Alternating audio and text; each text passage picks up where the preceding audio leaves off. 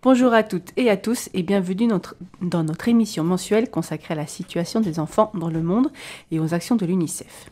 Ce mois-ci, nous accueillons Patrice, secrétaire adjoint du comité depuis près d'1 an. Bonjour Patrice. Bonjour Caroline. Imaginez l'Angleterre sous les eaux. C'est ce qu'a vécu le Pakistan l'été 2010. 1/5 du territoire, soit 160 000 km², ont été inondés suite à des pluies de mousson diluviennes. Ces inondations ont frappé les plus pauvres, les plus faibles et les plus vulnérables de ce pays qui présentait avant la catastrophe une situation humanitaire déjà fragile. 6 mois après, les eaux se sont retirées de la plupart des zones affectées, mais les dégâts étaient colossaux, faisant plus de 20 millions de sinistrés, dont 3 millions d'enfants de moins de 5 ans. Ce qui en fait les pires inondations du siècle. En 2011, alors que le Pakistan se remettait doucement de ces inondations, de nouvelles pluies particulièrement violentes se sont abattues sur le sud du pays entre la mi-août et la mi-septembre, affectant 5,4 millions de personnes, dont 2,7 millions d'enfants. La province du Sindh, que l'on comptait parmi les zones les plus affectées du pays en 2010, concentre à elle seule 95% des dégâts. Cette année, le Pakistan doit à nouveau faire face aux conséquences d'une mousson dévastatrice. Selon les informations recueillies par les organisations humanitaires avec l'aide du gouvernement pakistanais, plus de 5 millions de personnes sont affectées par ces inondations dans 15 districts des provinces du Pendjab, le centre du pays, du Balochistan sud-ouest et du Sindh au sud. Parmi ces sinistrés, on en compte 2 millions qui ont besoin d'assistance d'urgence. Ils ont dû quitter leur maison et ont besoin d'abris, d'aliments, d'eau potable, d'installations sanitaires et de soins de santé. Beaucoup de maisons sont détruites et les récoltes perdues. Dans les 5 districts les plus touchés, les autorités locales estiment que 54% des installations de santé ont été endommagées. Par ailleurs, la persistance des eaux stagnantes rend certaines zones toujours difficiles d'accès. Pour ne rien arranger, de nombreux enfants concernés vivent dans des zones déjà touchées par les inondations de 2010 et 2011. Cette année encore, ces débordements contaminent les puits et autres sources d'eau potable, détériorent l'hygiène et favorisent l'apparition de maladies. Ce contexte menace tout particulièrement les enfants de déshydratation et de fièvre, sans oublier la rougeole, la malaria et la malnutrition. La pneumonie, une des causes principales de décès des nouveau-nés, préoccupe aussi les équipes sur le terrain. Dans ce contexte d'urgence, l'UNICEF, les autres ONG mobilisées et les autorités pakistanaises travaillent à répondre aux besoins de base des enfants et de leurs familles. L'UNICEF coordonne notamment les secteurs liés à l'eau, l'hygiène et l'assainissement, l'éducation, la nutrition et la protection des enfants. Dans les 3 prochains mois, l'aide devra mobiliser au total 15 millions d'euros pour répondre aux besoins immédiats et de moyen terme pour les enfants et les femmes déplacées. Déjà, grâce à un prêt d'urgence, l'UNICEF et ses partenaires ont commencé à livrer de l'eau potable à 183 000 personnes, a également installé des réservoirs d'eau et fourni des seaux, jerrycans et kits d'hygiène à 23 200 familles. En cas d'inondation, un soutien immédiat et massif est vital pour permettre de sauver et protéger un maximum d'enfants. Avec ces catastrophes à répétition, on peut se demander légitimement à quoi servent tous vos dons. Les équipes de l'UNICEF sont à pied d'œuvre depuis l'été 2010, mais les dégâts sont tels et la situation antérieure du pays était déjà tellement fragile que le Pakistan mettra des années à se relever de ces catastrophes. La situation aurait été bien pire si les organisations humanitaires n'étaient pas intervenues. En matière d'eau, d'hygiène et d'assainissement, l'UNICEF continue de distribuer de l'eau et à mettre en place des installations sanitaires bénéficiant à plusieurs millions de personnes. Des activités de promotion des bonnes pratiques d'hygiène sont en cours et l'UNICEF a distribué des savons depuis le début de l'urgence. Concernant la santé maternelle et infantile, près de 10 millions d'enfants ont été vaccinés contre la rougeole et la poliomyélite et ont reçu des suppléments en vitamine A. Près d'1 million de moustiquaires imprégnés ont été distribués à des femmes enceintes ou allaitantes en prévention du paludisme. Au niveau de la nutrition, l'UNICEF a pris en charge plus de 25 000 enfants de 6 mois à 5 ans souffrant de malnutrition aiguë sévère, 57 000 souffrant de malnutrition aiguë modérée et 40 000 femmes enceintes ou allaitantes. Quant à l'éducation, sur les 10 000 écoles endommagées par les inondations, Plus de 360 ont été réhabilités par l'UNICEF et ses partenaires. L'UNICEF a distribué du matériel scolaire bénéficiant à près de 220 000 enfants et soutient des centres d'apprentissage temporaires qui bénéficient à plus de 180 000 enfants, dont 40% qui n'étaient jamais allés à l'école avant. Et enfin, l'UNICEF a établi 76 centres d'accueil pour les femmes et 987 espaces amis des enfants, bénéficiant à plus de 250 000 enfants. Plus de 300 000 enfants ont reçu du matériel non alimentaire, des chaussures, vêtements, des couvertures.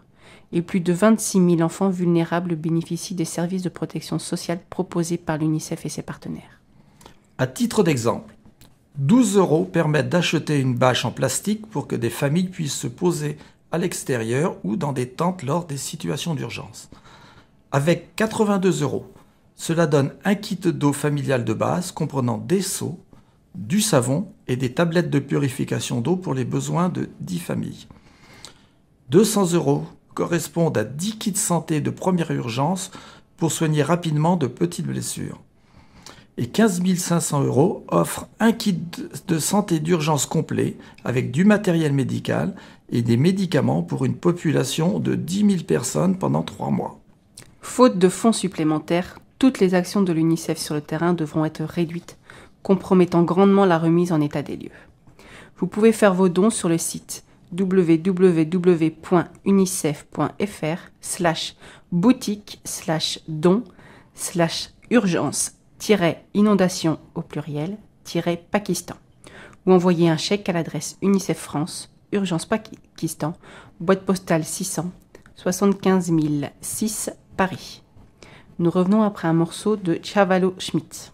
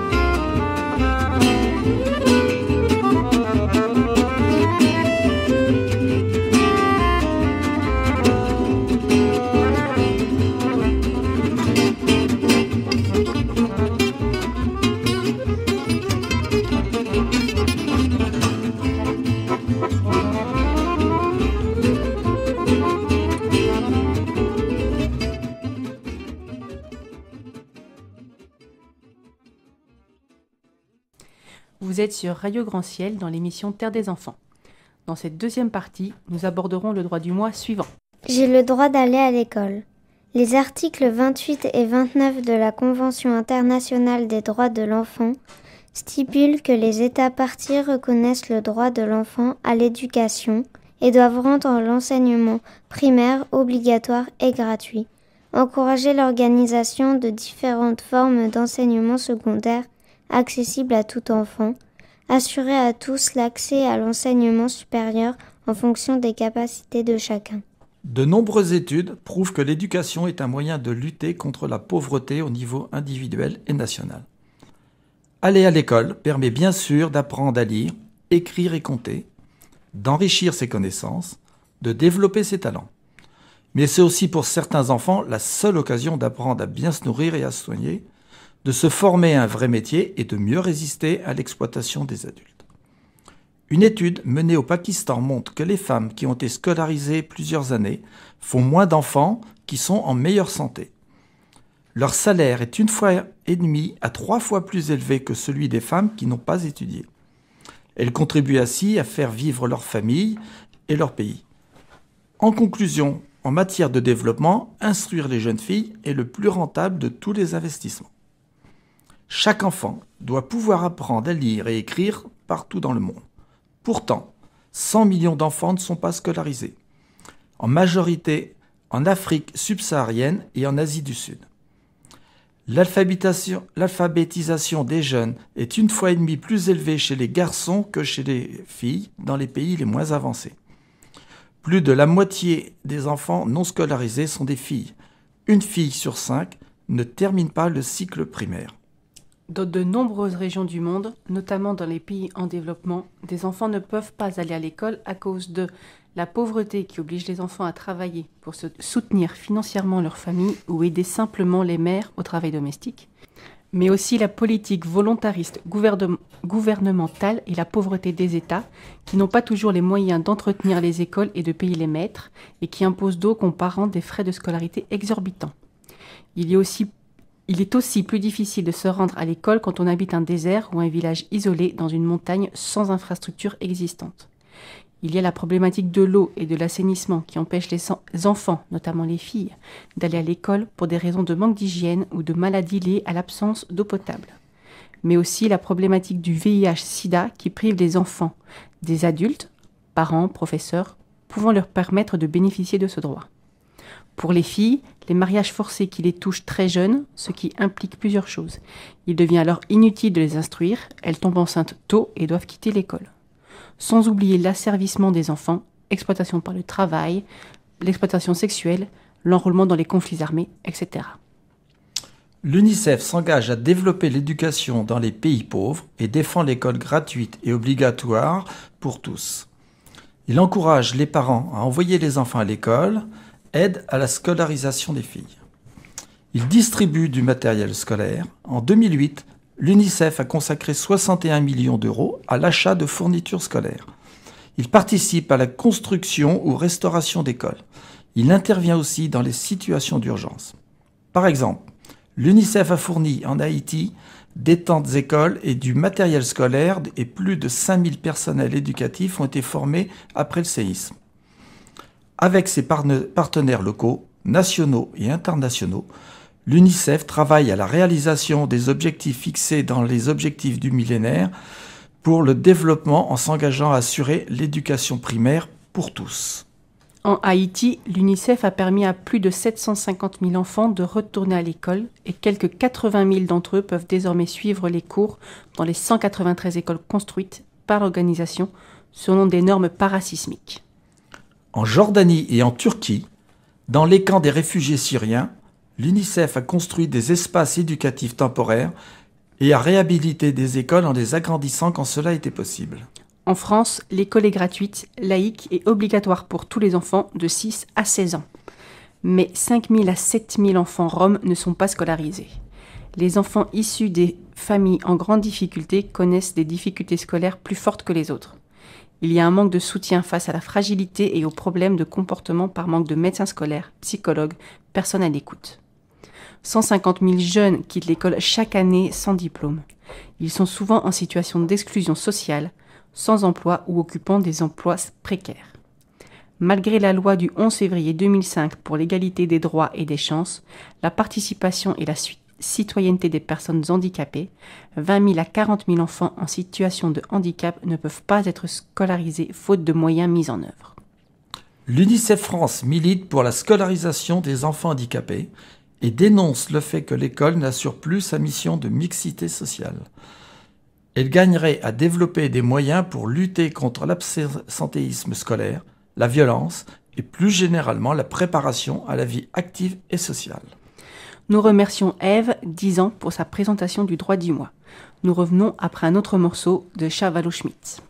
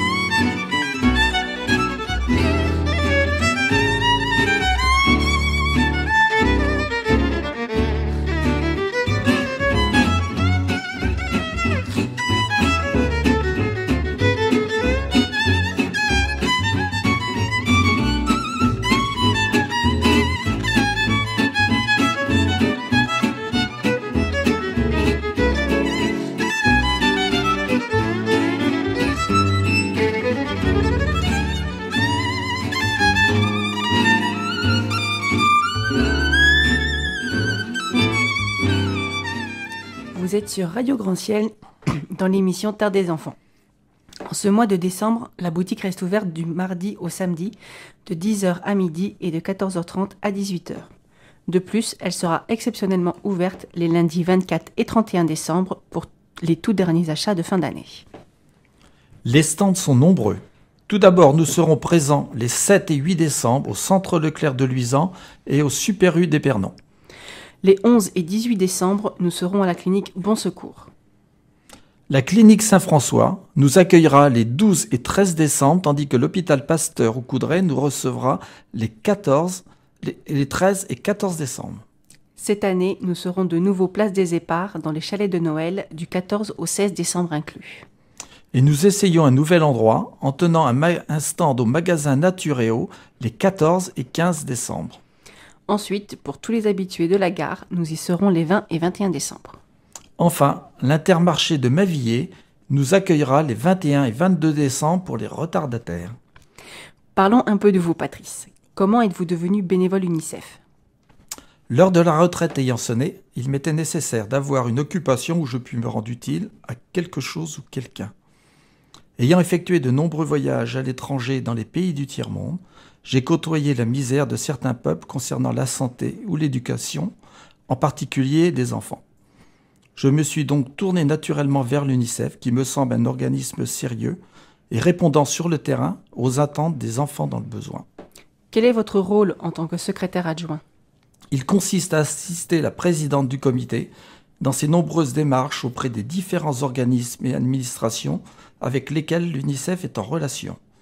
Je coordonne aussi l'organisation des manifestations proposées pour la promotion de l'UNICEF, concerts, stands, etc. Que vous apporte ce bénévolat ? Être bénévole me permet de conserver une vie sociale active tournée vers les autres et d'essayer de rendre à ces enfants le bonheur et la joie qu'ils m'ont procuré chaque fois que j'ai pu les rencontrer. Merci Patrice pour ce témoignage. À présent, nous allons parler du comité de parrainage et de ce que nous appelons les grands témoins en France. Créé en décembre 2005, le comité de parrainage est composé de personnalités leaders dans les domaines où agit l'UNICEF, santé, éducation et protection. Ces personnalités contribuent à faire connaître l'UNICEF et ses missions dans leur sphère d'influence. La liste est bien trop longue pour tous les énumérer ici, mais vous pourrez la consulter sur le site unicef.fr. Depuis 2010, des personnalités de ce comité ont engagé leur expertise au service des enfants et sont appelés grands témoins. Ils effectuent des missions et témoignent pour améliorer le sort des plus vulnérables. Parmi eux, nous pouvons citer Robert Badinter, ancien garde des Sceaux, qui s'est rendu en 2010 et 2011 en Ukraine, Moldavie, Bulgarie et Albanie aux côtés de l'UNICEF pour témoigner des conditions de détention des mineurs et intervenir pour leur amélioration. Il y a bien sûr Boris Cyrulnik, neuropsychiatre, qui est allé en République démocratique du Congo en 2010 auprès des enfants et des femmes victimes de viol. En 2012, il est intervenu en Bulgarie aux côtés des enfants victimes d'abandon. Sans oublier Éric Orsena, écrivain, membre de l'Académie française et grand connaisseur de l'Afrique. En avril 2012, il s'est rendu au Niger pour témoigner de la crise nutritionnelle qui frappe le Sahel, qui désigne une bande de 7 pays marquant la transition entre le domaine sahélien au nord et les savanes des zones tropicales au sud. En septembre, revenant de sa dernière mission au Mali, il indique que la situation du pays nécessite de prolonger l'aide apportée par les organisations, surtout aux femmes et aux enfants. La guerre civile qui sévit actuellement dans le nord du pays provoque un exode de plusieurs milliers de personnes vers le sud, qui se retrouvent ainsi sur les routes complètement démunies, assoiffées et en grande souffrance. Ce mois-ci, pour notre rubrique cinéma, nous avons choisi de vous parler du film « Ça commence aujourd'hui », réalisé par Bertrand Tavernier et sorti en 1999. Fils de mineur, Daniel Lefebvre est directeur d'une école maternelle à Ernin, près de Valenciennes, dans le Nord. Il exerce son métier avec passion dans une région qui fut riche et qui maintenant est rongée par le chômage. Un soir, une mère vient chercher très tard sa fille. En voulant l'embrasser, elle s'écroule ivre-morte. Prise de honte, elle s'enfuit abandonnant sa fille et son bébé. Daniel décide de raccompagner les enfants chez eux malgré le règlement qui interdit de telles initiatives. Cet incident l'amène à radicaliser son action et ses prises de position, le conduisant à se mettre à dos toute sa hiérarchie et des élus en venant en aide à cette famille. Un film émouvant, à la fois tragique et plein d'espoir. La description de ce monde perdu entre la situation difficile, pour ne pas dire plus, des parents, l'innocence des enfants, parfois vite perdus, les directives d'en haut, réunions, inspecteurs, et le quotidien de l'école. Petite phrase tirée du film. La solution n'est pas dans le curatif, mais dans la prévention. C'est la fin de notre émission. Vous pourrez la réécouter sur notre site unicef28.wordpress.com. Vous y trouverez aussi toutes les informations que nous vous y avons données. N'hésitez pas à y laisser vos commentaires et y poser vos questions. Nous y répondrons avec beaucoup de plaisir. Merci de votre écoute et nous espérons vous retrouver le mois prochain. Au revoir.